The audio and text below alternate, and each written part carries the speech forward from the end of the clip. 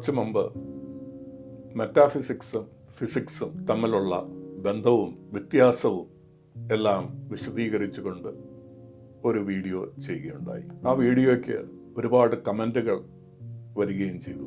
കുറച്ചു പേരെങ്കിലും അത് കണ്ടിരിക്കാം. ഈ കമൻറ്റുകളെ ഒന്ന് വിശദീകരിക്കാനും അതിൻ്റെ ചില സംശയങ്ങൾ മാറ്റാനുമാണ് ഇന്ന് ശ്രമിക്കുന്നത്. മെറ്റാഫിസിക്സ് ഫിസിക്സിൻ്റെ ഒരു ശാഖയല്ല. മെറ്റാഫിസിക്സ് സയൻസിൻ്റെ ഭാഗമേ അല്ല. മെറ്റാഫിസിക്സ് മറ്റൊരു നോളജ് ഡിസിപ്ലിൻ ആണ് എന്ന് മാത്രം ആണ് ഇതിനു മുമ്പ് നമ്മൾ പറയാൻ ശ്രമിച്ചത്. അത് തത്വചിന്തയുടെ ഒരു പ്രധാനപ്പെട്ട ഘടകം, ഫിലോസഫിയുടെ ഒരു ബ്രാഞ്ചാണ് എന്നാണ് പറയാൻ ശ്രമിച്ചത്. എന്നാൽ ഈ ഒരു കാര്യത്തിൽ ഒരുപാട് പേർക്ക് സംശയങ്ങൾ ഉണ്ടാവുകയും അതിനെ തുടർന്നുള്ള ചില കമൻസും അതിൻ്റെ വിശദീകരണങ്ങളിലേക്കും നമുക്കൊന്ന് കടന്നു പോകാം. ശാസ്ത്ര ഒരു വർക്ക്ഷോപ്പിനോട് അല്ലെങ്കിൽ ഒരു വലിയ സ്റ്റോറിനോട് ഉപമിക്കാം. ഒരു വർക്ക്ഷോപ്പിൽ ഒരുപാട് ഉപകരണങ്ങൾ, ഒരുപാട് പ്രവർത്തികൾ, ഒരുപാട് സാമഗ്രികൾ എല്ലാം ചിതറിക്കിടക്കും. ആ വർക്ക്ഷോപ്പിന് ഇതിലൊരു ഓർഡർ ഉണ്ടോ, ഇതിനൊരു ബ്ലൂ പ്രിന്റ് ഉണ്ടോ, ഈ വർക്ക്ഷോപ്പിനൊരു പ്ലാൻ ഉണ്ടോ എന്നത് പഠിക്കുന്നതാണ് മെറ്റാഫിസിക്സ് ചെയ്യുന്നത്. ശാസ്ത്രത്തെ വിവിധ പരീക്ഷണങ്ങൾ, കണ്ടുപിടുത്തങ്ങൾ, തിയറികൾ, ഇതാണ് ആ വർക്ക്ഷോപ്പിലെ ഉപകരണങ്ങളും അതിലെ സാമഗ്രികളുമായിട്ടെല്ലാം ചിതറിക്കിടക്കുന്നത്. ഇങ്ങനെ വ്യത്യസ്തമായിട്ട് ഒരു രീതിയിലും ബന്ധപ്പെടുന്നില്ല എന്ന തോന്നലോടുകൂടി കിടക്കുന്ന സാമഗ്രികളുടെ ആ പ്രക്രിയകളുടെ പിന്നിൽ പ്ലാൻ എന്താണ്, അതിൻ്റെ ഒരു ബ്ലൂ പ്രിന്റ് എന്താണ് എന്ന് അന്വേഷിക്കുന്നതാണ് മെറ്റാഫിസിക്സ് ചെയ്യുന്നത്. അങ്ങനെ ചെയ്യുന്നത് കൊണ്ട് അത് ശാസ്ത്രത്തിൽ എന്തെങ്കിലും ഒരു തിയറി നിർമ്മിക്കുകയോ ശാസ്ത്രത്തിൻ്റെ ഗതി ഏതെങ്കിലും രീതിയിൽ നിർണയിക്കുകയോ അല്ല ചെയ്യുന്നത്. ശാസ്ത്രത്തെ, ശാസ്ത്രീയ പരീക്ഷണങ്ങളുടെ റിസൾട്ടുകളെ, അതിൻ്റെ നിർണയങ്ങളെ എങ്ങനെ സ്വാംശീകരിക്കാം, അതിനെ എങ്ങനെ നമുക്ക് കൺസെപ്ച്വൽ ഹാർമണിയിലേക്ക് കൊണ്ടുവരാം എന്നത് ചിന്തിക്കുക മാത്രമാണ് മെറ്റാഫിസിക്സ് ചെയ്യുന്നത്. ഒരു അരക്ഷിതമായിട്ടുള്ള ഒരു സ്ഥിതിയിൽ നിന്ന് കുറച്ച് അടുക്കും ചിട്ടയും ഉണ്ടാക്കുമോ പറ്റുമോ എന്നുള്ളത് നോക്കുന്നതാണ് മെറ്റാഫിസിക്സ് ചെയ്യുന്ന കാര്യം. നമുക്ക് ഇതിനെക്കുറിച്ച് വന്ന സംശയങ്ങൾ ഒരു 8-10 സംശയങ്ങളിലൂടെ ഇന്ന് നമുക്ക് കടന്നു പോകാൻ ശ്രമിക്കാം. മെറ്റാഫിസിക്സ് എന്നുള്ള ഒരു ഡിസിപ്ലിൻ തന്നെ ഇല്ല എന്നും ഫിസിക്സ് മാത്രമേ നിലനിൽക്കുന്നുള്ളൂ എന്നും ഫിസിക്സിന് അല്ലെങ്കിൽ സയൻസിന് മെറ്റാഫിസിക്സിൻ്റെ ആവശ്യമില്ല എന്നുള്ളതുമാണ് ആദ്യത്തെ ഒരു സംശയം. വാസ്തവത്തിൽ മെറ്റാഫിസിക്സ് ഇല്ലാതെ തന്നെ സയന്റിഫിക് എക്സ്പെരിമെന്റേഷനിൽ ഏർപ്പെടാൻ നമുക്ക് സാധിക്കും. എന്നാൽ പലതരം സയൻസ് ഡിസിപ്ലിനുകൾ, ഉദാഹരണത്തിന് physics, chemistry, biology, cosmology, quantum mechanics തുടങ്ങിയ പല സയൻസുകളിൽ കാട്ടിത്തരുന്ന റിസൾട്ട് അത് നമ്മൾക്ക് എങ്ങനെ ഒരു അടുക്കും ചിട്ടയുമോടുകൂടി നമുക്ക് കാണാൻ സാധിക്കും എന്നുള്ളതാണ് മെറ്റാഫിസിക്സ് ചെയ്യാൻ ശ്രമിക്കുന്നത്. മെറ്റാഫിസിക്സ് സയൻസിനെ കോംപ്ലിമെന്റ് ചെയ്യുന്നു, സയൻസിനെ കോൺഫ്രണ്ട് ചെയ്യാനല്ല ശ്രമിക്കുന്നത്. മെറ്റാഫിസിക്സിലൂടെ ഒരു ശാസ്ത്ര തിയറിയും അവതരിപ്പിക്കാൻ ശ്രമിക്കുന്നില്ല. മെറ്റാഫിസിക്സ് ഒരു ഡയറക്ഷൻ, സയൻസിന്റെ കണ്ടുപിടുത്തങ്ങളെ മനസ്സിലാക്കുന്നതിന് ഒരു വഴി ഒരുക്കുന്നു എന്ന് മാത്രമേ നമുക്ക് കാണാൻ കഴിയുകയുള്ളൂ. അതുകൊണ്ട് തന്നെ മെറ്റാഫിസിക്സ് ആവശ്യമില്ലാത്ത ഒരു ശാഖയാണ്, ഒരു ഡിസിപ്ലിനാണ് എന്ന് പറയുന്നത് ശരിയല്ല. മെറ്റാഫിസിക്സിനെ വിശദീകരിക്കുന്ന ധാരാളം ഗ്രന്ഥങ്ങളുണ്ട്. അത് പഠിച്ചു കഴിഞ്ഞാൽ മെറ്റാഫിസിക്സ് എന്താണ് എന്ന് നമുക്ക് മനസ്സിലാക്കാൻ സാധിക്കും. മെറ്റാഫിസിക്സിനെ വിമർശിക്കുന്ന ഒരു സീരിയസ് ആയിട്ടുള്ള ഒരു ഗ്രന്ഥം ഇന്ന് നമുക്ക് അവൈലബിൾ അല്ല. ഒരു കാലത്ത് മെറ്റാഫിസിക്സിനെ ശക്തമായിട്ട് വിമർശിക്കുന്ന ഒരു മൂവ്മെന്റ് നിലനിന്നിരുന്നു. അതിനെക്കുറിച്ച് നമുക്ക് അവസാനം ഒന്ന് ഓടിച്ചു നോക്കാം. പക്ഷേ ഇന്ന് അവൈലബിൾ ആയിട്ടുള്ള നമ്മുടെ നോളേജിൽ മെറ്റാഫിസിക്സിനെ തള്ളിക്കളയുന്ന ഒരു വാദവും നിലനിൽക്കുന്നില്ല. മെറ്റാഫിസിക്സ് പഠിക്കാൻ ശ്രമിക്കുന്നത് പഠിക്കാൻ സാധിക്കാത്ത കാര്യങ്ങളെയാണ് എന്നാണ് മറ്റൊരു വാദം ഇവിടെ മുന്നോട്ട് വന്നത്. നല്ലൊരു വാദമാണ്. അതുകൊണ്ട് തന്നെ മെറ്റാഫിസിക്സ് പഠിക്കുന്നത് വെറും തോന്നലുകൾ മാത്രമാണ്, അല്ലെങ്കിൽ മെറ്റാഫിസിക്സ് പറയുന്നത് വെറും തോന്നലുകൾ മാത്രമാണ് എന്നാണ് ഈ ഒരു വിശദീകരണത്തിലൂടെ പറയാൻ ശ്രമിക്കുന്നത്. വാസ്തവത്തിൽ അത് ശരിയാണോ എന്ന് നോക്കാം. മെറ്റാഫിസിക്സ് പഠിക്കാൻ ശ്രമിക്കുന്നത് പഠിക്കാൻ പറ്റാത്ത കാര്യങ്ങളാണ് എന്ന് പറയുന്നത് പോലും ഒരു മെറ്റാഫിസിക്കൽ ആർഗ്യുമെന്റ് ആണ്. പഠിക്കാൻ പറ്റുന്ന കാര്യങ്ങൾ എന്ത്, പഠിക്കാൻ പറ്റാത്ത കാര്യങ്ങൾ എന്ത് എന്നുള്ള ഒരു ചിന്ത നമ്മൾക്കുണ്ടായാൽ മാത്രമേ പഠിക്കാൻ പറ്റുന്ന കാര്യങ്ങളെക്കുറിച്ചുള്ള അവബോധം നമുക്കുണ്ടാകുകയുള്ളൂ, ഒരു ക്ലാരിറ്റി നമുക്ക് വരുത്തി തീർക്കാൻ സാധിക്കുകയുള്ളൂ. പഠിക്കുക എന്നുള്ളത് എംപെറിക്കൽ അനാലിസിസിലൂടെ മാത്രം സാധ്യമാണ് എന്ന് പറയുന്നത് ശരിയായ കാര്യമല്ല. സയൻസിന്റെ പദ്ധതിയായ എക്സ്പെരിമെന്റേഷൻ, ഒരു ഹൈപ്പോത്തസിസ് സെറ്റ് ചെയ്തിട്ട് അതിനെ ഫാൾസിഫൈ ചെയ്യാൻ ശ്രമിക്കുക, അത് ശരിയാണോ തെറ്റാണോ എന്ന് നമ്മൾ ഫിസിക്കലി വിലയിരുത്തുക, ഇത് മാത്രമാണ് പഠനം എന്ന് പറയുന്നത് ശരിയല്ല. ഈ പഠനം പോലും, എംപെറിക്കൽ ടെസ്റ്റിംഗ് എന്ന് പറയുന്ന സയൻസിന്റെ രീതി പോലും നിർവചിക്കുന്നത് ഒരു ഫിലോസഫിക്കൽ പൊസിഷനിലൂടെയാണ്, യുക്തിയിലൂടെയാണ്. അതുപോലെ തന്നെ മറ്റു പല ടൂൾസിലൂടെയുമാണ് ഫാൾസിഫിക്കേഷൻ എന്നുള്ള ആ ഒരു അടിസ്ഥാനപരമായിട്ടുള്ള ക്രൈറ്റീരിയ പോലും നിർവചിക്കുന്നത്. ഈ ഫാൾസിഫിക്കേഷനെ നമുക്ക് എംപെറിക്കൽ ഡേറ്റ കൊണ്ട് പ്രൂവ് ചെയ്യാൻ പറ്റില്ല. നമുക്കതിനെ ലോജിക്ക് കൊണ്ട് പറയാൻ, അതിനെ വാലിഡേറ്റ് ചെയ്യാൻ സാധിക്കും. അതിന്റെ ആർഗ്യുമെന്റിന്റെ സിംപ്ലിസിറ്റി കൊണ്ട് വാലിഡേറ്റ് ചെയ്യാൻ സാധിക്കും. അതിന്റെ എംപെറിക്കൽ ആഡിക്വസി, അത് മറ്റ് ശാസ്ത്ര നിർണയങ്ങളെ എങ്ങനെ വിശദീകരിക്കുന്നു എന്നുള്ളത് കൊണ്ട് വാലിഡേറ്റ് ചെയ്യാൻ പറ്റും. ഇങ്ങനെയുള്ള കാര്യങ്ങൾ കൊണ്ട് മാത്രമേ ഈ ഫാൾസിഫയബിലിറ്റി എന്നുള്ള ഒരു കൺസെപ്റ്റിനെ നമുക്ക് വാലിഡേറ്റ് ചെയ്യാൻ സാധിക്കുകയുള്ളൂ. അപ്പോൾ അവിടെയെല്ലാം നമ്മൾ യൂസ് ചെയ്യുന്നത് മെറ്റാഫിസിക്സിന്റെ ടൂൾസ് തന്നെയാണ്. പഠിക്കാൻ പറ്റുന്നത് എന്ന് പറയുന്നത് എന്താണ് എന്നുള്ളതിനെ കുറിച്ച് ചിന്തിക്കുന്നത് പോലും ഒരു മെറ്റാഫിസിക്കൽ പൊസിഷനാണ്. അപ്പോൾ ഇത്തരം കാര്യങ്ങളിൽ നമ്മൾ എപ്പോഴും ഏർപ്പെട്ടുകൊണ്ടിരിക്കുന്നു. എംപെറിക്കൽ ഡേറ്റ മാത്രമല്ല നമ്മൾ സ്വീകരിച്ച് അതിനെ വിശകലനം ചെയ്യാൻ ശ്രമിക്കുന്നത്, അത് ഏത് തലത്തിൽ നിൽക്കുന്നു, അതിൻ്റെ സീമകൾ എന്താണ് എന്നുള്ളതിനെ കുറിച്ചെല്ലാം നമ്മൾ ചിന്തിച്ചുകൊണ്ടിരിക്കുന്നു. അപ്പോഴെല്ലാം നമ്മൾ മെറ്റാഫിസിക്സിൽ മുഴുകുന്നു. അങ്ങനെ ചെയ്യുമ്പോൾ, നമ്മൾ മെറ്റാഫിസിക്സിനെ അറിഞ്ഞുകൊണ്ട് ചെയ്യുമ്പോൾ, അതിലൊരു ഗൗരവപരമായിട്ടുള്ള ഒരു പ്രക്രിയയായിട്ട് മാറുന്നു. മെറ്റാഫിസിക്സിനെ തള്ളിക്കളഞ്ഞുകൊണ്ട് മെറ്റാഫിസിക്സ് ചെയ്യുമ്പോൾ പലപ്പോഴും നമ്മൾ സ്യൂഡോ മെറ്റാഫിസിക്സ് എന്നുള്ള ഒരു കാര്യത്തിലേക്ക് പോകും. മെറ്റാഫിസിക്സിന്റെ ടൂൾസിന് അനുയോജ്യമല്ലാത്ത, മെറ്റാഫിസിക്സിന്റെ രീതിശാസ്ത്രത്തിന് അനുയോജ്യമല്ലാത്ത തലങ്ങളിലൂടെ നമ്മൾ കടന്നുപോയി കഴിഞ്ഞാൽ നമുക്ക് തെറ്റുകൾ പറ്റും. അപ്പോൾ ഇത്തരം കാര്യങ്ങളെ കുറിച്ച് പറയുമ്പോൾ, ചിന്തിക്കുമ്പോൾ നമ്മൾ മെറ്റാഫിസിക്സിൽ ഏർപ്പെടുന്നു. അങ്ങനെയെങ്കിൽ മെറ്റാഫിസിക്സിനെ അംഗീകരിച്ചുകൊണ്ട് അതിൻ്റെ അംഗീകൃതമായിട്ടുള്ള രീതിയിലൂടെ മുന്നേറുന്നതായിരിക്കും എപ്പോഴും അഭികാമ്യം. അതുകൊണ്ട് തന്നെ മെറ്റാഫിസിക്സിനെ മനസ്സിലാക്കുക പ്രസക്തമായിട്ടുള്ള ഒരു കാര്യം തന്നെയാണ്. അത് നമുക്ക് ഒഴിച്ചുകൂടാവുന്ന ഒരു കാര്യമല്ല. അത് ഏതെങ്കിലും രീതിയിൽ അനാവശ്യമായിട്ടുള്ള ഒരു പ്രക്രിയയും അല്ല. മൂന്നാമതായിട്ട് നമ്മൾ മെറ്റാഫിസിക്സിനെ കുറിച്ച് പറയുമ്പോൾ അത് ലോജിക്കിൽ അധിഷ്ഠിതമാണ്, അല്ലെങ്കിൽ യുക്തിയിൽ അധിഷ്ഠിതമാണ് എന്ന് പറയുകയുണ്ടായി. യുക്തി മെറ്റാഫിസിക്സിന്റെ ഒരു ടൂളാണ്. മെറ്റാഫിസിക്സിന്റെ ടൂൾ കിറ്റല്ല യുക്തി. യുക്തിയോടൊപ്പം മറ്റ് പല ഘടകങ്ങളും, മറ്റ് പല ടൂൾസും, ഉപകരണങ്ങളും മെറ്റാഫിസിക്സ് ഉപയോഗിക്കുന്നുണ്ട്. ഉദാഹരണത്തിന് ആന്തരിക സ്ഥിരത. യുക്തിയുണ്ടെങ്കിലും ഒരു ആർഗ്യുമെന്റിന്റെ ആന്തരിക സ്ഥിരത ഉറപ്പുവരുത്താൻ സാധിക്കില്ല.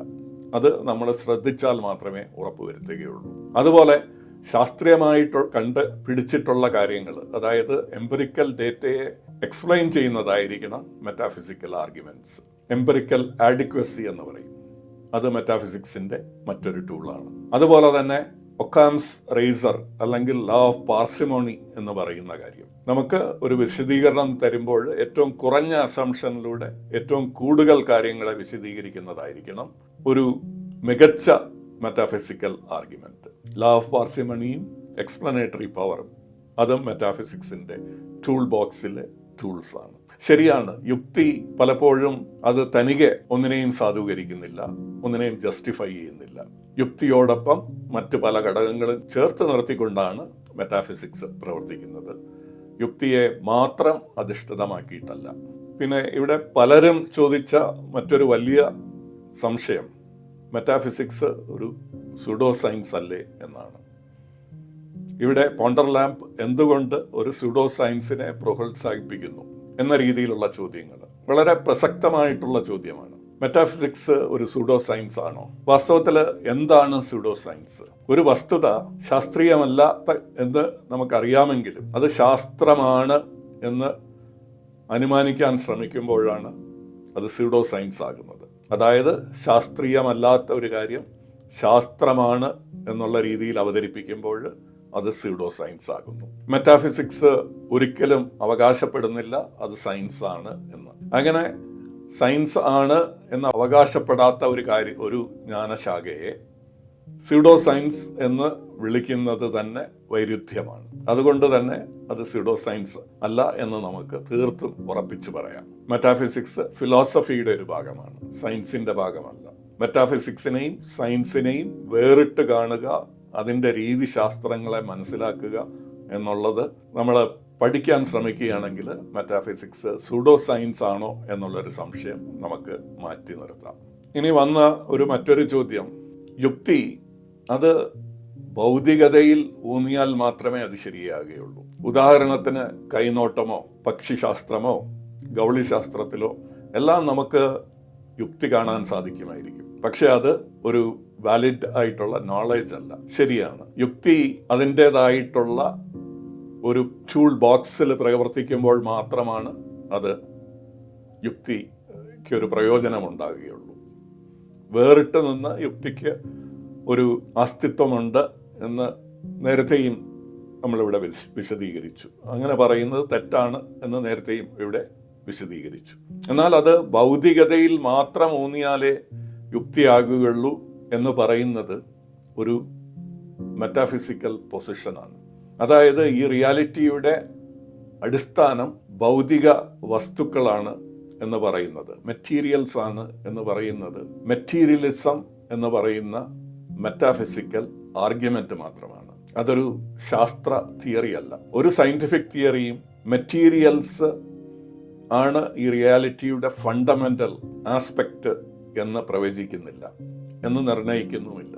മെറ്റാഫിസിക്കൽ പൊസിഷനിലൂടെയാണ് മെറ്റീരിയലിസം, ഫിസിക്കലിസം എന്നുള്ള പൊസിഷൻസ് മുന്നോട്ട് വയ്ക്കുന്നത്. അതുകൊണ്ട് തന്നെ മെറ്റാഫിസിക്സ് ഉപയോഗിച്ചുകൊണ്ടാണ് ഇത്തരം പൊസിഷൻസിനെ നമ്മൾ നിർണയിക്കുന്നത്. ഈ റിയാലിറ്റിയുടെ ഫണ്ടമെന്റൽ എന്താണ് എന്ന് മറ്റ് വീക്ഷണങ്ങളുമുണ്ട്. പാൻ കമ്പ്യൂട്ടേഷനലിസം അല്ലെങ്കിൽ ഇൻഫർമേഷനാണ് ഈ റിയാലിറ്റിയുടെ അടിസ്ഥാനം, ഐഡിയലിസം, കോൺഷ്യസ്നെസ് ആണ് അടിസ്ഥാനം, പാൻ സൈക്കിസം, അങ്ങനെ പല മെറ്റാഫിസിക്കൽ തിയറികളും വരുന്നുണ്ട്. ഇതെല്ലാം മെറ്റാഫിസിക്കൽ ആർഗ്യുമെന്റ്സ് ആണ്.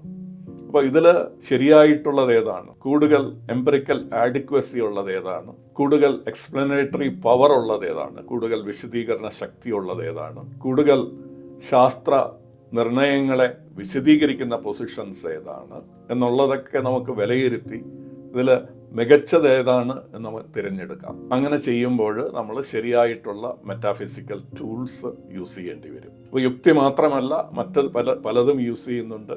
അത് ഫിസിക്കൽ റിയാലിറ്റിയെ മാത്രം സാധൂകരിക്കുന്നെങ്കിൽ മാത്രമേ അത് നമുക്ക് അംഗീകരിക്കാൻ പറ്റുകയുള്ളൂ എന്ന് പറയുന്നത് വളരെ ലിമിറ്റഡ് ആയിട്ടുള്ള വ്യൂ പോയിന്റ് മാത്രമാണ്. അത് ശരിയായിട്ടുള്ള കാഴ്ചപ്പാടല്ല. നമ്മൾ 2-3 പ്രാവശ്യം പാർസിമോണി എന്ന വാക്ക് ഉപയോഗിച്ചിട്ടുണ്ട്. ചിലരെങ്കിലും അതെന്താണ് എന്ന് സംശയം പ്രകടിപ്പിക്കുകയുണ്ടായി. പാർസിമോണി മെറ്റാഫിസിക്സിൽ, തത്വചിന്തയിൽ, അതുപോലെ തന്നെ സയൻസിലും എല്ലാം യൂസ് ചെയ്യുന്ന വളരെ പവർഫുൾ ആയിട്ടുള്ള ഒരു ടൂളാണ്. ലോ ഓഫ് പാർസിമോണി അല്ലെങ്കിൽ ലോ ഓഫ് സിംപ്ലിസിറ്റി അല്ലെങ്കിൽ ഒക്കാംസ് റേസർ എന്നൊക്കെ ഇതിനെ വിളിക്കുന്നുണ്ട്. ഇത് പറയുന്നത് നമുക്കൊരു കാര്യം വിശദീകരിക്കണമെങ്കിൽ ഏറ്റവും ലളിതമായിട്ടുള്ള വിശദീകരണമായിരിക്കും ശരിയാകാൻ സാധ്യതയുള്ളത് എന്ന്. ലളിതം എന്ന് വെച്ചു കഴിഞ്ഞാൽ ഒരു കാര്യത്തെ നമ്മൾ വിശദീകരിക്കുമ്പോൾ ചില മുൻനിർണയങ്ങൾ എടുക്കേണ്ടി വരും, അസംഷൻസ് ഉണ്ടായിരിക്കും. ഈ അസംഷൻസ് എത്ര കുറവാണെങ്കിൽ നമ്മൾ മുന്നോട്ട് വയ്ക്കുന്ന ആർഗ്യുമെന്റ് അത് ശരിയാകാനുള്ള സാധ്യത കൂടിയിരിക്കും.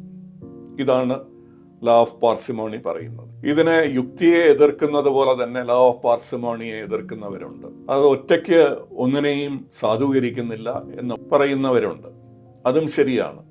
യുക്തിയെ പോലെ തന്നെ law of parsimony stand alone ആയിട്ടുള്ള ഒരു ടൂൾ കിറ്റ് അല്ല. നമ്മുടെ മെറ്റാഫിസിക്കൽ മെത്തഡോളജിയിലെ ടൂൾസിൻ്റെ ഒരു ടൂള് മാത്രമാണ് ലോ ഓഫ് പാർസിമോണി. പക്ഷേ അത് വളരെ ശക്തമായിട്ടുള്ള ഒരു ടൂളാണ്. അത് ഹൈപ്പോത്തസിസ് സെറ്റിങ്ങിൽ, ശാസ്ത്രത്തിൽ പല ശാസ്ത്രജ്ഞന്മാരും ഹൈപ്പോത്തസിസ് സെറ്റിങ്ങിൽ എല്ലാം അതിനെ യൂസ് ചെയ്യുന്നുണ്ട്. പലതരത്തിലുള്ള ഉപയോഗങ്ങൾ ലോ ഓഫ് പാർസിമോണിക്ക് ഉണ്ടാകാം.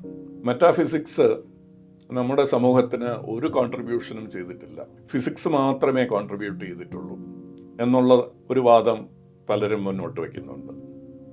ഇത് ഒരു കാലഘട്ടത്തിൽ നിലനിന്നിരുന്ന വാദമാണ്. മെറ്റാഫിസിക്സ് നേരത്തെ പറഞ്ഞതുപോലെ പല കാര്യങ്ങളെക്കുറിച്ചും നമ്മുടെ ചിന്ത ശരിയായിട്ടുള്ള ദിശയിലൂടെ പോകുന്നുണ്ടോ എന്നുള്ളത് വിലയിരുത്താൻ സാധിക്കും. ശരിയായിട്ടുള്ളൊരു കാര്യമാണ് പറയുന്നത് എന്നുള്ളത് നമ്മൾ മെറ്റാഫിസിക്സിലൂടെ സമർത്ഥിക്കുന്നില്ല. പക്ഷേ നമ്മുടെ ചിന്ത പോകുന്നത് ശരിയായിട്ടുള്ള ഒരു ദിശയിലൂടെയാണോ?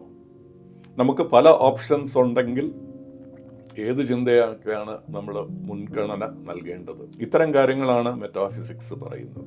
നമുക്ക് പല കാര്യങ്ങളെക്കുറിച്ചും എംപിറിക്കലി ടെസ്റ്റ് ചെയ്ത് അതിൻ്റെ റിസൾട്ട്സ് കൊണ്ടുവരാൻ സാധിക്കില്ല. നേരത്തെ എപ്പിസോഡിൽ പറഞ്ഞതുപോലെ നമ്മൾ സമയത്തെക്കുറിച്ച് ചിന്തിക്കുന്നു. ഈ സമയം എല്ലാത്തിനും മുന്നേ നിലനിന്നിരുന്ന കാര്യമാണോ? അതായത് ബിഗ് ബാങ്ങിന് മുന്നേ സമയം നിലനിന്നിരുന്നോ? അതോ ബിഗ് ബാങ്ങിൻ്റെ തുടക്കത്തോടെ ഉരുത്തിരിഞ്ഞ് വന്ന ഒരു കാര്യമാണോ സമയം? അതുപോലെ സ്പേസ്, വസ്തുക്കൾ ഉണ്ടാകുന്നതിന് മുന്നേ സ്പേസ് നിലനിൽക്കാൻ സാധ്യതയുണ്ടോ? അങ്ങനെ നിലനിന്നിരുന്ന സ്പേസിൽ വസ്തുക്കൾ ഉണ്ടായതാണോ? ക്വാണ്ടം ഫ്ലക്ച്വേഷനിലൂടെ ക്വാർക്കുകളും മൂയോൺസും ക്വാണ്ടം ഫീൽഡ്സും എല്ലാം ഉരുത്തിരിഞ്ഞ് വന്നതാണോ? ആ ഒരു സ്പേസ് അവിടെ, ഒരു എംപ്റ്റി സ്പേസ് അവിടെ നിലനിന്നിരുന്നോ എന്നൊക്കെയുള്ള ചോദ്യങ്ങൾ നമുക്ക് ഇന്നത്തെ അറിവ് വെച്ച് എംപിറിക്കലി ടെസ്റ്റ് ചെയ്യാൻ പ്രയാസമുള്ള കാര്യങ്ങളാണ്. ശാസ്ത്രജ്ഞന്മാർ സമയമാണ് ഫണ്ടമെന്റൽ എന്ന് പറയുന്നവരുണ്ട്. ചില ശാസ്ത്രജ്ഞന്മാർ സമയമല്ല, സ്പേസ് ആണ് ഫണ്ടമെന്റൽ എന്ന് പറയുന്നവരുണ്ട്. അപ്പം ഇതെല്ലാം വാദിക്കുന്നത് മെറ്റാഫിസിക്കൽ ആർഗ്യുമെന്റുകളായിട്ടാണ്. ഇത്തരം കാര്യങ്ങളെക്കുറിച്ച് പറയുന്നത് അമൂർത്തമായ എന്ന് നമ്മൾ കരുതുന്ന പല കാര്യങ്ങളെയും നമുക്ക് വളരെ എക്സ്പ്ലിസിറ്റ് ആയിട്ട് അതിനെ എക്സ്പെരിമെന്റിലൂടെ നമുക്ക് മുന്നോട്ട് കൊണ്ടുപോകാൻ പറ്റാത്ത കാര്യങ്ങളെ കൈകാര്യം ചെയ്യുന്ന ഇടമാണ് മെറ്റാഫിസിക്സ്. എന്ന് വെച്ച് വളരെ അമൂർത്തമായിട്ടുള്ള കാര്യങ്ങളെ മാത്രമല്ല മെറ്റാഫിസിക്സ് കൈകാര്യം ചെയ്യുന്നത്. ഒരു ടേബിൾ അല്ലെങ്കിൽ ഒരു മേശ നമ്മുടെ മുന്നിലുണ്ടെങ്കിൽ ആ മേശയെക്കുറിച്ച് നമ്മൾ പറയുമ്പോൾ എപ്പോഴാണ് കുറേ വസ്തുക്കൾ, അതിൻ്റെ കാല്, ഹൊറിസോണ്ടലായിട്ടുള്ള ഒരു പ്രതിതലം, ഇതെല്ലാം ചേരുമ്പോൾ എപ്പോഴാണ് ഇത് ഒരു മേശയായിട്ട് തീരുന്നത്? ടേബിൾനെസ് എന്നുള്ള, മേശത്വം എന്നുള്ള ഒരു കാര്യം നിലനിൽക്കുന്നുണ്ടോ? അങ്ങനെ നമ്മുടെ മുന്നിലെ ചെറിയ കാര്യങ്ങളെക്കുറിച്ച് പോലും നമുക്ക് പറയാൻ സാധിക്കും. നമ്മൾ പലപ്പോഴും പറയുന്ന ഒരു കാര്യമാണ് എമർജൻസ്. എമർജൻസ് എന്ന് പറയുമ്പോൾ പല കാര്യങ്ങളും വ്യത്യസ്തമായിട്ട് നിൽക്കുമ്പോൾ അതിൻ്റെ വില അല്ലെങ്കിൽ അതിൻ്റെ ഒരു വാല്യൂ നമ്മൾ അറിയുന്നില്ല. അത് കൂടിച്ചേരുമ്പോൾ അത് പ്രത്യേക തരത്തിലുള്ള നമ്മൾ ഇതുവരെ അറിയാത്ത ഒരു വാല്യൂ ആയിട്ട്, ഒരു വസ്തുവായിട്ട് മാറുന്നു. ഉദാഹരണത്തിന് ഒരു ചിത്രത്തെ നമ്മൾ ചെറിയ ചെറിയ പീസുകളായിട്ട് നുറുക്കിയെടുത്തിട്ട് ഓരോ പീസും നമ്മുടെ മുന്നിൽ കാണിച്ചു തന്നു കഴിഞ്ഞാൽ നമുക്കത് എന്താണ് എന്ന് മനസ്സിലാക്കാൻ പോലും സാധിക്കുന്നില്ല. എന്നാൽ ഈ പീസുകളെല്ലാം കൂട്ടിയോജിച്ച് കഴിഞ്ഞാൽ അത് എന്നെ പോലെ ഒരാളുടെ ചിത്രമായിട്ട് മാറുന്നു. അപ്പോൾ നമുക്കൊരു പുതിയ അറിവ് കിട്ടുന്നു. വാസ്തവത്തിൽ അവിടെ ഒരു വാദം നിലനിൽക്കുന്നുണ്ട്. ഈ ചെറിയ ചെറിയ കടലാസിൻ്റെ പീസുകൾ ചേരുമ്പോൾ പുതിയ ഒരു അറിവ് ഉണ്ടാകുകയാണോ അതോ പുതിയൊരു വസ്തു അവിടെ ഉൽപ്പാദിക്കപ്പെടുന്നുണ്ടോ? ഇത് ശാസ്ത്രത്തിലെ പല കാര്യങ്ങളിലും മുന്നോട്ട് വയ്ക്കുന്ന ഒരു വാദമാണ്. ഉദാഹരണത്തിന് നമ്മുടെ ബോധം തന്നെ വളരെ കോംപ്ലക്സ് ആയിട്ടുള്ള ബ്രെയിനിൻ്റെ പ്രോപ്പർട്ടിയിൽ നിന്ന് എമേർജ് ചെയ്യുന്നതായിട്ട് പറയുന്നു. അങ്ങനെ എമേർജ് ചെയ്യുന്ന കാര്യങ്ങൾ ഒരു പുതിയ വസ്തുതകളെ ഉണ്ടാക്കുന്നുണ്ടോ അതോ നമ്മുടെ അറിവ് പൂർണ്ണമാക്കി തരിക മാത്രമാണോ ചെയ്യുന്നത്? ഇത് ഒരു മെറ്റാഫിസിക്കൽ ആർഗ്യുമെന്റ് ആണ്. മെറ്റാഫിസിക്സിന്റെ രീതിശാസ്ത്രം വെച്ചുകൊണ്ട് വേണം നമ്മൾ ഇതിനെ പഠിക്കാനും ഇതിനെക്കുറിച്ച് വിലയിരുത്തലുകൾ ഉണ്ടാക്കാനും. അതുകൊണ്ട് തന്നെ മെറ്റാഫിസിക്സ് പ്രസക്തമായിട്ടുള്ള ഒരു കാര്യമാണ്. മനുഷ്യരാശിയുടെ ശാസ്ത്രത്തിൻ്റെ വികാസത്തിന് പലപ്പോഴും മെറ്റാഫിസിക്സ് ഒരു വഴികാട്ടിയായി നിലനിന്നിട്ടുണ്ട്. ഇനി പറയുന്ന ഒരു വാദം, മെറ്റാഫിസിക്സ് വാസ്തവത്തിൽ സയന്റിഫിക് മെത്തഡോളജിയിലെ ഹൈപ്പോത്തസിസ് മാത്രമാണ്. ഹൈപ്പോത്തസിസിനെ നമ്മൾ മറ്റൊരു ജ്ഞാനശാഖയായിട്ട് മെറ്റാഫിസിക്സ് എന്നൊക്കെ പറഞ്ഞ് സ്ഥാപിക്കേണ്ട ആവശ്യമില്ല എന്നൊക്കെ പറയുന്നു. നേരത്തെ പറഞ്ഞ നമ്മുടെ ഇതുവരെയുള്ള കാര്യങ്ങളെ വെച്ച് നോക്കുമ്പോൾ ശാസ്ത്രം എന്താണ്, മെറ്റാഫിസിക്സ് എന്താണ് എന്നുള്ളൊരു വ്യത്യാസത്തിന്റെ ഒരു ധാരണ എല്ലാവരിലും ഉണ്ടായി എന്ന് ഞാൻ കരുതുന്നു. അങ്ങനെയാണെങ്കിൽ ഒരു ഹൈപ്പോത്തസിസും ഒരു മെറ്റാഫിസിക്കൽ ആർഗ്യുമെന്റും തമ്മിലുള്ള വ്യത്യാസവും ഇപ്പോഴും നിങ്ങൾക്ക് വിലയിരുത്താൻ സാധിക്കും. ടെസ്റ്റബിൾ ആയിട്ടുള്ള ഒരു കാര്യത്തെ ആണ് നമ്മൾ ഹൈപ്പോത്തസിസ് ആയിട്ട് അവതരിപ്പിക്കുന്നത്.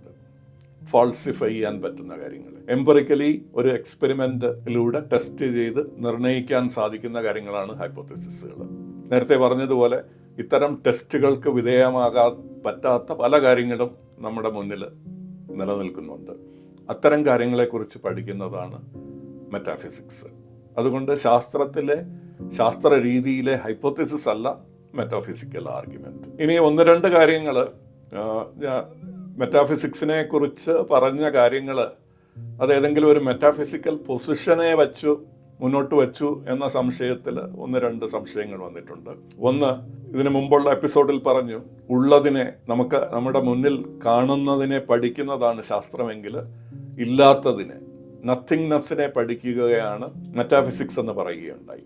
ഈ ഉള്ളത് എന്താണ് എന്നുള്ളത് നിർണയിക്കാൻ വേണ്ടിയിട്ടാണ് നത്തിങ്നെസ് എന്താണ് എന്നത് നിർവഹിച്ച് അതിനെ പഠിക്കാൻ ശ്രമിക്കുന്നത്. അത് മെറ്റാഫിസിക്സ് എന്താണെന്ന് മനസ്സിലാക്കാൻ വേണ്ടി ഒരു ഉദാഹരണം പറഞ്ഞു എന്ന് മാത്രം.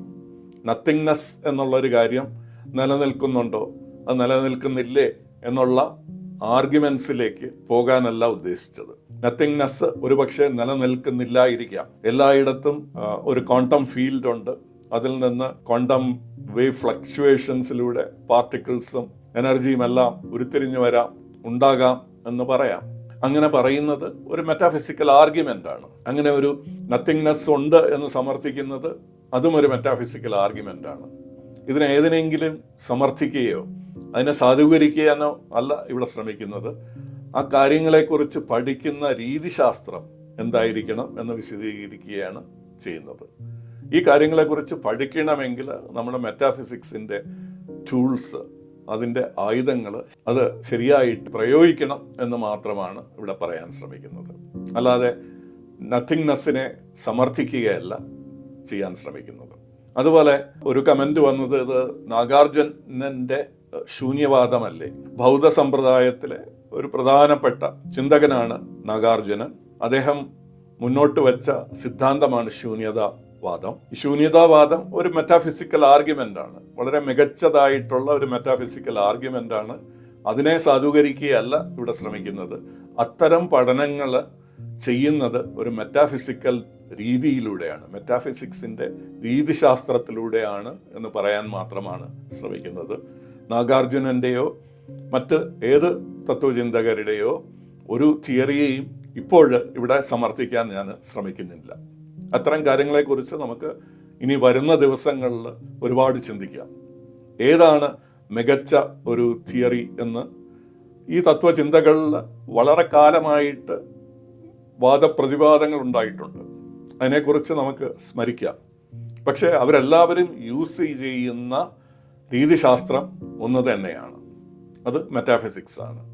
ആ രീതിശാസ്ത്രം ഒന്ന് തന്നെ ആയതുകൊണ്ടാണ് ഇവർ തമ്മിൽ സംവാദങ്ങൾ സാധ്യമാകുന്നത്. ഈ സംവാദങ്ങൾ നൂറ്റാണ്ടുകളായിട്ട് നിലനിന്നിരുന്നു, അതിന്നും നിലനിൽക്കുന്നുണ്ട്, ഇനിയും നിലനിൽക്കും. ഇതാണ് മെറ്റാഫിസിക്സിന്റെ പ്രസക്തി. സയൻസിന്റെ പ്രസക്തി അത് ഒരു രീതിയിലും തള്ളിക്കളയുന്നില്ല. മെറ്റാഫിസിക്സ് സയൻസിനെ കോംപ്ലിമെന്റ് ചെയ്യുന്നു. സയൻസിന്റെ അനിവാര്യമായിട്ടുള്ള ഒരു കോംപ്ലിമെന്ററി മെത്തേഡാണ് മെറ്റാഫിസിക്സ് എന്ന് പറയുക മാത്രമാണ് ഇവിടെ ശ്രമിക്കുന്നത്. ഏതെങ്കിലും ഒരു മെറ്റാഫിസിക്കൽ ആർഗ്യുമെന്റോ ഒരു തത്വ ചിന്തയോ സമർത്ഥിക്കുകയല്ല ചെയ്യാൻ ശ്രമിക്കുന്നത്. നമുക്കത് പറഞ്ഞ് അവസാനിക്കുമ്പോൾ ഒന്ന് രണ്ട് ഉദാഹരണങ്ങളിലൂടെ കൂടി കടന്നു പോകാം. നമുക്ക് ഒരു കുന്നിന്റെ മുകളിലേക്ക് കയറാൻ ശ്രമിക്കുമ്പോൾ ആ കുന്നിന്റെ ഒരു കാൽഭാഗം വരെ നമുക്ക് കയറി കഴിയുമ്പോൾ പിന്നീട് കുത്തനെയുള്ള ഒരു സ്ലോപ്പാണെങ്കിൽ മുകളിലേക്ക് കയറാൻ സാധിക്കില്ല. അപ്പോൾ ആ കുന്നിന്റെ ആ ചരിവിൽ നിന്നുകൊണ്ട് നമുക്ക് ചുറ്റുമുള്ള ഭൂപ്രകൃതിയെ നമ്മൾ നിരീക്ഷിക്കുമ്പോൾ നമുക്ക് കാണാവുന്ന ഒരു ഭൂപ്രകൃതിയുണ്ട്. അതിനപ്പുറത്തുള്ള ഭൂപ്രകൃതിയെക്കുറിച്ച് നമുക്ക് ഒരു അറിവുമില്ല എന്ന് ധരിക്കുക. അങ്ങനെയെങ്കിൽ ഇതിന് പുറത്ത് നിൽക്കുന്നത് എന്താണ് എന്നുള്ളതിനെ കുറിച്ച് അനുമാനം എടുക്കാൻ സാധിക്കുമോ? ചിലര് ശാസ്ത്രീയമായിട്ട് അതിനെക്കുറിച്ച് ആവശ്യമില്ലെന്ന് പറയും. പക്ഷേ മെറ്റാഫിസിക്സ് അതിനെ കുറിച്ചുള്ള ചില ആലോചനകൾ മുന്നോട്ട് വയ്ക്കാൻ ശ്രമിക്കും. നമ്മൾ കുറച്ച് കഴിയുമ്പോൾ കുറച്ചുകൂടെ കുന്നിൻ്റെ മുകളിലേക്ക് കയറാൻ പറ്റുന്ന വഴി കണ്ടെത്തുകയും ആ കുന്നിൻ്റെ ഒരു പകുതി പൊക്കത്തോളം നമുക്ക് കയറാൻ സാധിക്കുകയും ചെയ്യുന്നു. പിന്നീട് നമുക്ക് മുന്നേറാൻ സാധിക്കുന്നില്ല. എന്നാൽ ആ പുതിയ ഒരു സ്ഥാനത്ത് നിന്നുകൊണ്ട് നമ്മൾ നോക്കുമ്പോൾ നമുക്ക് കുറച്ചുകൂടി അറിവുകൾ, നമ്മുടെ ഭൂപ്രകൃതിയെക്കുറിച്ച് കുറച്ചുകൂടി ദീർഘമായിട്ട് കാണാൻ സാധിക്കുന്നു. അപ്പോൾ നമ്മൾ ഇതിനു മുമ്പ് വെച്ച മെറ്റാഫിസിക്കൽ ആർഗ്യുമെന്റ്, അതായത് ഈ ഭൂപ്രകൃതിയുടെ ഒരു കണ്ടിന്യൂവേഷനാണ് ഇതിന് ചുറ്റുമുള്ളത് എന്ന് പറഞ്ഞത് ശരിയാണോ തെറ്റാണോ എന്നുള്ളത് ഒരു സയൻസിന്റെ പരിധിയിലുള്ളിൽ വരുന്നു. ഒരു പക്ഷേ ഒരു മെറ്റാഫിസിക്കൽ ആർഗ്യുമെന്റ് വെച്ചത് നമുക്ക് കാണാൻ പറ്റിയിരുന്ന ഭൂപ്രകൃതി മാത്രമാണ് ലാൻഡ് എന്നും അതിന് ചുറ്റും സമുദ്രമാണ് അല്ലെങ്കിൽ വെള്ളമാണ് എന്ന ഒരു വാദം മുന്നോട്ട് വച്ചിട്ടുണ്ടെങ്കിൽ, ഏതെങ്കിലും യുക്തി ഉപയോഗിച്ച് നേരത്തെ പറഞ്ഞ മെറ്റാഫിസിക്സിൻ്റെ മറ്റ് ടൂൾസ് ഉപയോഗിച്ച് അങ്ങനെ ഒരു കൺക്ലൂഷനാണ് മുന്നോട്ട് വച്ചിരുന്നെങ്കിൽ നമുക്ക് കുറച്ചുകൂടെ ഉയരത്തിൽ കയറുമ്പോൾ അത് ശരിയാണോ അല്ലയോ എന്നുള്ളത് സമർത്ഥിക്കാൻ സാധിക്കും. അപ്പോഴത് നമുക്ക് എംപിറിക്കൽ പ്രൂഫോടുകൂടി ഇന്നതാണ് ശരി, ഇന്നതാണ് തെറ്റ് എന്ന് പറയാൻ സാധിക്കും. ഇനി അവിടെ നിന്ന് അതിനപ്പുറം എന്താണ് എന്ന് മെറ്റാഫിസിക്കൽ ആർഗ്യുമെന്റ്സ് ഉയർന്നു വരും. അപ്പോഴാണ് നമുക്ക് ഈ കുന്നിന്റെ ഏറ്റവും മുകളിലേക്ക് പോകാനുള്ള വഴി തുറന്നു വരുന്നത്. അങ്ങനെ നമ്മൾ കുന്നിന്റെ മുകളിൽ എത്തുമ്പോൾ ആ പകുതി പൊക്കത്തിൽ വച്ച് ആ ഒരു വ്യൂ പോയിന്റിൽ നിന്ന് നമ്മൾ എടുത്ത നിർണയം ശരിയാണോ അല്ലയോ എന്ന് നമുക്ക് സമർത്ഥിക്കാൻ സാധിക്കും. അങ്ങനെ നമ്മൾ പുതിയ ഒരു ശാസ്ത്ര വികാസത്തിലേക്ക് വരുന്നു. ഇനി നമ്മൾ ആ കുന്നിന്റെ മുകളിലേക്ക് നമുക്ക് കയറാൻ പറ്റില്ല, പക്ഷെ ആ കുന്നിനേക്കാളും ഉയർന്ന് നമുക്കൊരു എയ്റോപ്ലെയിനിലോ ഹെലികോപ്റ്ററിലോ നമുക്ക് ഉയരത്തിലേക്ക് പോയി വീണ്ടും നമുക്ക് നിരീക്ഷണങ്ങൾ നടത്താൻ സാധിക്കും. അപ്പോൾ ആ കുന്നിന്റെ മുകളിൽ വെച്ച് നമ്മൾ എടുത്ത മെറ്റാഫിസിക്കൽ ആർഗ്യുമെന്റ്സ് ശരിയാണോ തെറ്റാണോ എന്ന നിർണയത്തിലെത്താൻ സാധിക്കും, വാലിഡ് പ്രൂഫോടുകൂടി, അതായത് വാലിഡ് എംപിറിക്കൽ ഡേറ്റയോടുകൂടി. അങ്ങനെ സയൻസും മെറ്റാഫിസിക്സും പാരലലായിട്ട് മുന്നേറുന്നു. ഇത് അനസ്യൂതമായിട്ടുള്ള ഒരു മുന്നേറ്റമാണ്. ഫണ്ടമെന്റൽ നേച്ചറിനെ കുറിച്ച് പറയുമ്പോൾ അത് പലപ്പോഴും ഇന്നത്തെ ഒരു ശാസ്ത്ര രീതിയിൽ നമുക്ക് വാലിഡേറ്റ് ചെയ്യാൻ പറ്റാത്ത കാര്യമാണ്. ചില എംപിറിക്കൽ ഡേറ്റ വെച്ച് ആ ഫണ്ടമെന്റൽ റിയാലിറ്റിയെ കുറിച്ച് നമുക്ക് ചില ആർഗ്യുമെന്റ്സ് ഉണ്ടാക്കാൻ സാധിക്കും. ആ ആർഗ്യുമെന്റ്സിൽ ഏതാണ് മികച്ചത് എന്ന് വിലയിരുത്താനും സാധിക്കും. ആ ഒരു ശ്രമമാണ് മെറ്റാഫിസിക്സിലൂടെ നമ്മൾ ചെയ്യുന്നത്. മെറ്റാഫിസിക്സിനെ എക്സ്പ്ലെയിൻ ചെയ്യുന്ന പല പുസ്തകങ്ങളുമുണ്ട്. അതിൻ്റെ ചില റെഫറൻസുകൾ ഇതിനു മുമ്പും കൊടുത്തിരുന്നു, ഈ വീഡിയോയിലും അത് കൊടുക്കുന്നു. ചില വളരെ ലളിതമായിട്ട് മെറ്റാഫിസിക്സിനെ മനസ്സിലാക്കാൻ പറ്റുന്ന ചില ഗ്രന്ഥങ്ങളുണ്ട്. അപ്പോൾ അത് പഠിക്കുമ്പോൾ മെറ്റാഫിസിക്സിനെ എതിർക്കുന്നവർ പോലും അത് പഠിക്കേണ്ട ആവശ്യകതയുണ്ട്. മെറ്റാഫിസിക്സിനെ എതിർക്കുമ്പോൾ ഈ മെറ്റാഫിസിക്സ് എന്താണ് എന്ന് അതിനെ എക്സ്പ്ലെയിൻ ചെയ്യുന്ന ആർഗ്യുമെന്റ്സ് അതിലൂടെ കടന്നുപോയിട്ട് അതിനെ നിരാകരിക്കാൻ ശ്രമിക്കുന്നതാണ് ഉചിതമായിട്ടുള്ള രീതി. മെറ്റാഫിസിക്സിനെ നിരാകരിക്കുന്ന പുസ്തകങ്ങളുണ്ടോ എന്ന് നമ്മൾ ഇതിനു മുമ്പ് ചിന്തിച്ചു. വാസ്തവത്തിൽ അങ്ങനെ ഒരു പുസ്തകവും സീരിയസ് ആയിട്ട് നമ്മുടെ മുന്നിൽ വരുന്നില്ല. 1920കളിൽ ലോജിക്കൽ പോസിറ്റിവിസം എന്നുള്ള ഒരു ചിന്താ രീതി ഉണ്ടായിരുന്നു. അന്ന് ഏത് തിയറികളെ നമ്മൾ അംഗീകരിക്കണം, ഏത് ഐഡിയാസിനെ, ഏത് ചിന്തകളെ നമ്മൾ അംഗീകരിക്കണം എന്നുള്ളതിനെ കുറിച്ച് സംസാരിക്കുമ്പോൾ അത് ലോജിക്കലി സെൽഫ് അഫേമിംഗ് ആയിരിക്കണം. അതായത് ആ സ്റ്റേറ്റ്മെന്റിൽ തന്നെ അതിൻ്റെ അഫർമേഷൻ ഉണ്ടായിരിക്കണം. അതോടൊപ്പം തന്നെ അത് സയന്റിഫിക്കലി വാലിഡിറ്റി ചെയ്യാൻ പറ്റുന്ന, എംപിറിക്കലി പ്രൂവ് ചെയ്യാൻ പറ്റുന്നതായിരിക്കണം. എന്നാൽ മാത്രമേ ആശയങ്ങളെ നമുക്ക് ഉൾക്കൊള്ളാൻ സാധിക്കുകയുള്ളൂ എന്നുള്ളൊരു പൊസിഷനാണ് ലോജിക്കൽ പോസിറ്റിവിസം. പിന്നീട് പെട്ടെന്ന് തന്നെ മനസ്സിലായി ഈ ലോജിക്കൽ പോസിറ്റിവിസത്തിന്റെ വെരിഫിക്കേഷൻ ക്രൈറ്റീരിയ, അതായത് ആ സ്റ്റേറ്റ്മെന്റിൽ സെൽഫ് റിവീലിംഗ് ലോജിക് ഉണ്ടായിരിക്കണമെന്നും അത് ഒരു എംപിറിക്കൽ പ്രൂഫിന് വിധേയമാവണം എന്നുള്ള കാര്യം അത് സെൽഫ് റിഫ്യൂട്ടിംഗ് ആയിട്ടുള്ള ഒരു കാര്യമാണ്. ഈ വെരിഫിക്കേഷൻ ക്രൈറ്റീരിയയെ നമുക്ക് ഒരു രീതിയിലും ലോജിക്ക് കൊണ്ട് വാലിഡേറ്റ് ചെയ്യാനോ അതിൽ ലോജിക്ക് സെൽഫ് റിവീലിംഗ് ആയിട്ടൊരു വാലിഡേഷൻ ഉൾക്കൊള്ളുന്നെന്ന് പറയാനോ അത് ഏതെങ്കിലും സയന്റിഫിക് വാലിഡേഷന് വിധേയമാകാനോ സാധ്യമല്ലെന്ന് മനസ്സിലാക്കുകയും ലോജിക്കൽ പോസിറ്റിവിസം ഉപേക്ഷിക്കുകയും ചെയ്തിട്ടുണ്ട്. ഒരു 1940 ഈ ഒരു പൊസിഷൻ നമ്മൾ ഉപേക്ഷിക്കുകയാണ്. ഈ ഒരു പൊസിഷന്റെ സമയത്താണ് മെറ്റാഫിസിക്സിനെതിരെ വലിയ ആക്രമണങ്ങൾ ഉണ്ടായിട്ടുള്ളത്. മെറ്റാഫിസിക്സിനെ എതിർക്കുന്ന ഏതെങ്കിലും പുസ്തകങ്ങൾ ഉണ്ടെങ്കിൽ ഈ കാലഘട്ടത്തിൽ ലോജിക്കൽ പോസിറ്റിവിസത്തെ അനുകൂലിക്കുന്ന 1-2 ചിന്തകരുടെ രചനകളായിട്ട് മാത്രമേ നമുക്ക് അവൈലബിൾ ആയിട്ടുള്ളൂ. 1940കളിൽ ഉപേക്ഷിക്കപ്പെട്ട വാദങ്ങളാണ് പലപ്പോഴും മെറ്റാഫിസിക്സിനെതിരെ ഇന്നും ഉയർന്നുകൊണ്ടിരിക്കുന്നത്. ഇതൊരു പ്രോഗ്രസീവ് ആയിട്ടുള്ള തോട്ടല്ല. ഇന്ന് ലോജിക്കൽ പോസിറ്റിവിസം മാറ്റിയിട്ട് ലോജിക്കൽ കൺസ്ട്രക്റ്റിവിസം എന്നുള്ള ഒരു പൊസിഷനിലേക്ക് അന്ന് അത് പറഞ്ഞവർ മാറി കഴിഞ്ഞിട്ടുണ്ട്.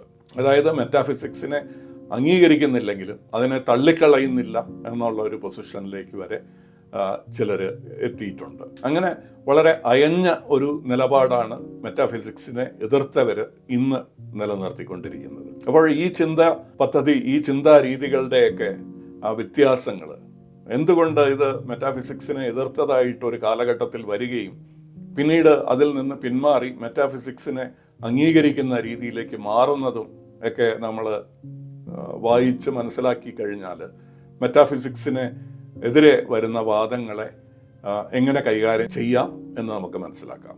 ഈ കാര്യങ്ങളെക്കുറിച്ച് നമുക്ക് ഇനി വരുന്ന എപ്പിസോഡുകളിൽ കൂടുതൽ ചിന്തിക്കാം.